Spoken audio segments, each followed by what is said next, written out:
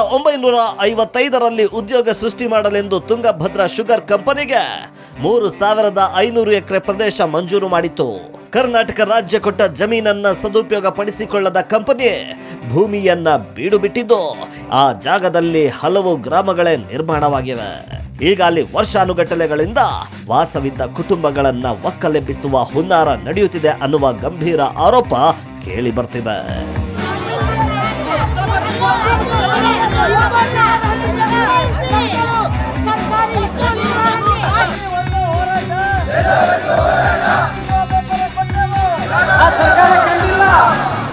ತರಗನಹಳ್ಳಿ ಅನ್ನುವ ಗ್ರಾಮ ಮಾತ್ರವೇ ಇಂತಹ ಹೋರಾಟಕ್ಕೆ ಸಿದ್ಧವಾಗಿಲ್ಲ.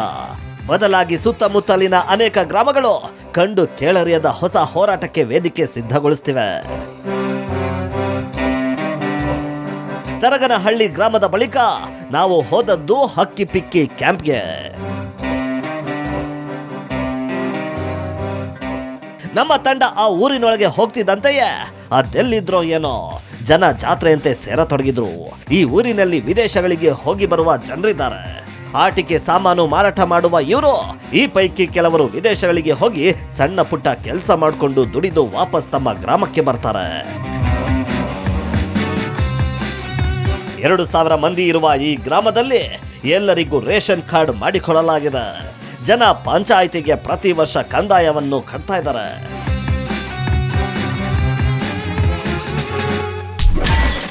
ನಾನು 10 ವರ್ಷದ ಹುಡುಗ ಇದ್ದೆ. ನಮ್ಮ ತಾಯಿ ತಂದೆಯಲ್ಲಿ ಕರ್ಕೊಂಡು ಬಂದಾಗ 10 ವರ್ಷದ ಹುಡುಗದಿಂದ ನಾವು ಕಷ್ಟ ಮಾಡಿ ಅದನ್ನು ಕಾಡು ಅದೆಲ್ಲ ಸಫಾಯಿ ಮಾಡಿ ನಾವು ಕಷ್ಟಪಟ್ಟದಿಂದ ಅರ್ಧ ಎಕರೆನೋ ಮುಕ್ಕಾಲು ಎಕರೆನೋ ಮಾಡ್ಕೊಂಡು ಜೀವನ ಮಾಡ್ಕೊಂಡು ಬರ್ತಿದ್ವಿ.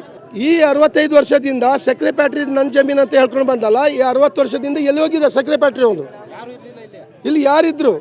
ಅವ್ರು ಜಮೀನು ಅಂತ ಹೇಳ್ಕೊಂಡು ಬಂದಿದ್ರಲ್ಲ, ನಾವು ಕುತ್ಕೊಂಡು ಹಿಡ್ದಿದ್ರಲ್ಲ ಜಮೀನು, ಅವಾಗ ಬಂದು ಓಡಿಸ್ಬೇಕಾಗಿತ್ತು. ನನ್ನ ಜಮೀನಪ್ಪ ಎದ್ದಾಡ್ರಿ ಅಂತ ಹೇಳ್ಬೇಕಾಗಿತ್ತು. ಇವಾಗ ಬಂದು ಹೇಳಿದ್ರೆ ಏನ್ ಸಾರ್ ಇದು? ಸರ್ಕಾರದ ವತಿಯಿಂದ ಆಶ್ರಮ ಶಾಲೆಗಳನ್ನ ನಿರ್ಮಾಣ ಮಾಡಲಾಗಿದೆ. ಅಂಗನವಾಡಿ ಶಾಲೆ ಎಲ್ಲವೂ ಇದೆ. ಖಾಸಗಿಯವರ ಜಾಗವಾಗಿದ್ರೆ ಸರ್ಕಾರ ಯಾಕೆ ನಮಗೆ ಈ ಸೌಲಭ್ಯಗಳನ್ನ ನೀಡಬೇಕಾಗಿತ್ತು ಎನ್ನುವ ಪ್ರಶ್ನೆ ಅವರದ್ದು. ಜಮೀನಂತೂ ನಾವು ಬಿಡಿ ಕದ್ಲೋಕ್ ಸಾಧ್ಯನೇ. ನಾವು ಎಲ್ಲ ಇಲ್ಲೇ ಮರಿ ಮಕ್ಕಳು ಸತ್ತೋಗ್ತೀವಿ ಸ್ವಾಮಿ, ಇಲ್ಲೇ ಸತ್ತೋಗ್ತೀವಿ ನಾವು. ಬೇಕಾದ್ರೆ ಅವರೇ ಬಂದು ಶುಗರ್ ಫ್ಯಾಕ್ಟ್ರಿ ಓನರ್ ಬಂದು ಇಲ್ಲಿ ಸರ್ಕಾರ ಇದೆಯಲ್ಲ, ಸರ್ಕಾರ ಏನು ತಂದು ಹೊಡೆದಾಕ್ಬೇಕಂದ್ರೆ ಹಂಗೆ ರಸ್ತೆ ಮೇಲೆ ಹೊಡೆದಾಕಿ ಹೋಗ್ಲಿ ಸರ್, ಅದಕ್ಕೂ ನಾವು ರೆಡಿ ಇದ್ದೀವಿ ಸ್ವಾಮಿ. ಸರ್ಕಾರದಿಂದ ಏನು ಸೌಲಭ್ಯ ಆಗಬೇಕಾಗಿತ್ತು ಎಲ್ಲ ಆಗಿದೆ.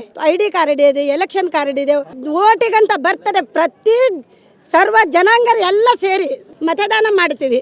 ಆದರೂ ಕೂಡ ನಮಗೆ ಇಲ್ಲಿ ಇರುವಂಥ ಹಕ್ಕಿಲ್ಲ ಅಂತ ಹೇಳಲಿಕ್ಕೆ ಯಾವ ನ್ಯಾಯಾಧೀಶ ನಮಗೆ ಆದೇಶ ಮಾಡಿದ್ದಾರೆ, ನೋಟಿಸ್ ಜಾರಿ ಕೊಟ್ಟಿದ್ದಾರೆ ನಮಗೆ ಇಲ್ಲಿ ಜಾಗ ಖಾಲಿ ಮಾಡಬೇಕಂತ.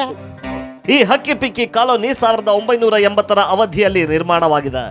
ಕಾಡಿನಂತಿದ್ದ ಈ ಜಾಗವನ್ನ ಹಕ್ಕಿ ಪಿಕ್ಕಿ ಜನಾಂಗದವರು ಕಾಡು ಕಡಿದು ತಮ್ಮ ಸ್ವಂತ ನೆಲೆಯಾಗಿ ಮಾಡ್ಕೊಂಡಿದ್ದಾರೆ.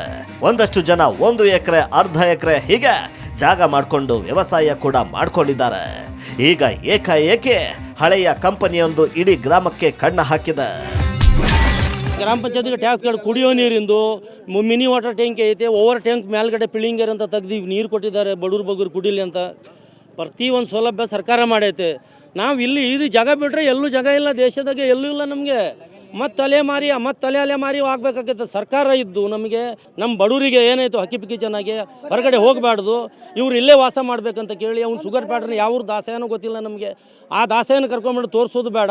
ಈಗ ನಮ್ಮ ಜನಾಂಗ ಉಳಿಬೇಕಾದ್ರೆ, ನಮ್ಮ ಹಳ್ಳಿ ಉಳಿಬೇಕಾದ್ರೆ ಈ ಸರ್ಕಾರ ತಲೆ ಮೇಲೆ ಹೊತ್ಕೊಂಡು ಈ ಬಡವರಿಗೆ ಅನುಕೂಲ ಮಾಡಿಕೊಳ್ಳೇಬೇಕು ಸರ್. ಇದು ಬರೀ 1-2 ಗ್ರಾಮಗಳ ಕಥೆಯಲ್ಲ, ಹಲವಾರು ಗ್ರಾಮಗಳ ಕಥೆ ಇದೇ ಆಗಿದೆ. ಆ ಜನರಿಗೆ ಹೋರಾಟ ಬಿಟ್ಟು ಬೇರೆ ಬದುಕಿಲ್ಲ ಅನ್ನುವ ಮಟ್ಟಿಗೆ ತಂದು ತಲುಪಿದ್ದಾರೆ. ವರ್ಷ ಮಾಡದೇ ಇರೋರು ಯಾರು ದೊಡ್ಡವ್ರು ಸವಾಸ ಮಾಡಿದ್ರು ಅವರೇ ಬಂದು ಈಗ ಸಿಕ್ಕಾಕೊಳ್ಳೋದು. ಈಗ ಅವರ ಫ್ಯಾಕ್ಟ್ರಿ ಪರವಾಗಿ ನಿಲುವನ್ನು ತೆಗೆದುಕೊಳ್ಳುವಂಥ ಪ್ರಯತ್ನ ಎಲ್ಲೋ ಒಂದು ಕಡೆಗೆ ನಮಗೆ ಅನುಮಾನ ಬರ್ತಾ ಇದೆ.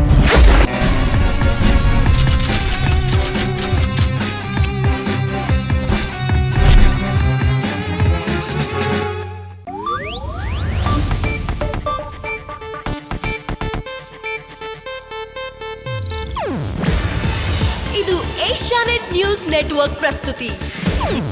ನೀವು ನೋಡ್ತಿದ್ದೀರಾ ಏಷ್ಯಾನೆಟ್ ಸುವರ್ಣ ನ್ಯೂಸ್.